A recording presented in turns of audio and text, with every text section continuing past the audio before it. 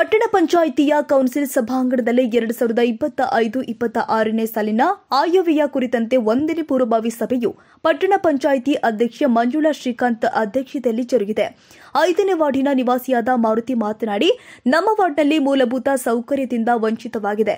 CC ರಸ್ತೆ, ಚರಂಡಿ, pipeline ಇಲ್ಲ ಎಂದು ಪಟ್ಟಣ ಪಂಚಾಯಿತಿ ಅಧ್ಯಕ್ಷೆ ಮಂಜುಳಾ ಶ್ರೀಕಾಂತ್ ಪಟ್ಟಣ ಪಂಚಾಯಿತಿ ಮುಖ್ಯಾಧಿಕಾರಿ ಶ್ರೀನಿವಾಸ್ ಅವರಿಗೆ ಮನವಿ ಮಾಡಿಕೊಂಡಿದ್ದಾರೆ. ಪಟ್ಟಣ ಪಂಚಾಯಿತಿ ಸದಸ್ಯ ಎನ್ ಮಹಂತಣ್ಣ ಮಾತನಾಡಿ, ರುದ್ರಭೂಮಿ ಪಟ್ಟಣದಿಂದ ದೂರವಿರೋದ್ರಿಂದ ಮುಕ್ತಿ ವಾಹನಕ್ಕೆ ಬಜೆಟ್ನಲ್ಲಿ ಮೀಸಲಿಡಿ ಎಂದಿದ್ದಾರೆ.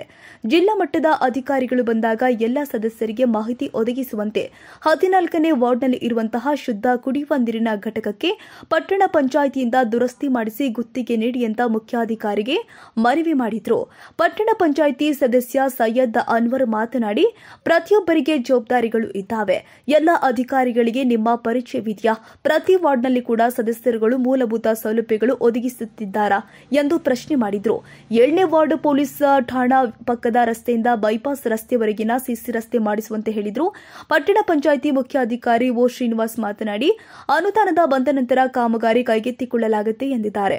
12ನೇ ವಾರ್ಡಿನ ಪಟ್ಟಣ ಪಂಚಾಯಿತಿ ಸದಸ್ಯ ಅಬಕಾರಿ ತಿಪ್ಪೇಸ್ವಾಮಿ ಮಾತನಾಡಿ, 12ನೇ ವಾರ್ಡ್ನಲ್ಲಿ ಪೈಪ್ಲೈನ್ ವ್ಯವಸ್ಥೆ ಹದಗೆಟ್ಟಿದೆ. ಚರಂಡಿ ಹಾಗೂ ಸಿಸಿ ರಸ್ತೆ ಮಾಡಿಸುವಂತೆ ಮುಖ್ಯ ರಸ್ತೆಯಿಂದ ಮಯೂರ ಇಂಟರ್ ನ್ಯಾಷನಲ್ ಶಾಲೆಯ ಮುಂಭಾಗ ಒಳಮಠ ದೇವಸ್ಥಾನದವರೆಗೆ ಸಿಸಿ ರಸ್ತೆ ಮಾಡಿಸುವಂತೆ ಮನವಿ ಮಾಡಿದ್ರು. ಮಾಜಿ ಪಂಚಾಯಿತಿ ಸದಸ್ಯ ಬಸಪ್ಪ ನಾಯ್ಕ ಮಾತನಾಡಿ, ಸಣ್ಣ ಪುಟ್ಟ ಜನಾಂಗಕ್ಕೆ ರುದ್ರಭೂಮಿ ಇಲ್ಲದೆ ತಾಲೂಕಿನ ರುದ್ರಭೂಮಿಗೆ ಹೋಗಿ ಅಂತ್ಯ ಸಂಸ್ಕಾರ ಮಾಡಿರುವ ಉದಾಹರಣೆಗಳು ಇದೆ. ಆದ್ದರಿಂದ ಕೆಲವೊಂದು ಜನಾಂಗಕ್ಕೆ ಭೂಮಿ ಗುರುತಿಸಿ ರುದ್ರಭೂಮಿ ಕಲ್ಪಿಸಿ ವಿದ್ಯುತ್ ಚಿತಾಗಾರ ವ್ಯವಸ್ಥೆ ಕಲ್ಪಿಸುವಂತೆ ಮನವಿ ಮಾಡಿದ್ರು. ನೂತನ ಪಟ್ಟಣ ಪಂಚಾಯಿತಿ ಸದಸ್ಯ ಎಂಟಿ ಮಂಜುನಾಥ್ ಮಾತನಾಡಿ, ಪಟ್ಟಣ ಪಂಚಾಯಿತಿಯ ವ್ಯಾಪ್ತಿಯಲ್ಲಿ 4 ಹಳ್ಳಿಗಳು ಬರ್ತಾ ಇದ್ದು, ಕಾವಲು ಬಸವೇಶ್ವರ ನಗರ, ಜಾಗನೂರಹಟ್ಟಿ, ಚನ್ನಬಸವಯ್ಯಹಟ್ಟಿ, ಬೋಸಿದೇವರನಹಟ್ಟಿ ಗ್ರಾಮಗಳಲ್ಲಿ ಮಿನಿ ಗ್ರಂಥಾಲಯ ತೆರೆಯುವುದಕ್ಕೆ ಅವಕಾಶ ಕಲ್ಪಿಸಿಕೊಡುವಂತೆ ಮನವಿ ಮಾಡಿದ್ದಾರೆ. ಕೆಲವೊಂದು ಗ್ರಾಮದಲ್ಲಿ ಶುದ್ಧ ಕುಡಿಯುವ ನೀರಿನ ಘಟಕ ದುರಸ್ತಿಯಲ್ಲಿ ಇದೆ. ಅವುಗಳನ್ನು ದುರಸ್ತಿ ಮಾಡಿಸಿ ಜನಗಳಿಗೆ ಅನುಕೂಲ ಮಾಡಿಕೊಡಬೇಕು ಅಂತ ಮನವಿ ಮಾಡಿದ್ರು. ಕನ್ನಡ ಸಾಹಿತ್ಯ ಪರಿಷತ್ ನಿರ್ದೇಶಕ ಧನಂಜಯ್ ಮಾತನಾಡಿ, ಕನ್ನಡ ಸಾಹಿತ್ಯ ಪರಿಷತ್ ಭವನ ನಿರ್ಮಾಣಕ್ಕೆ ಜಾಗ ಒದಗಿಸುವಂತೆ ಮನವಿ ಮಾಡಿದ್ದಾರೆ.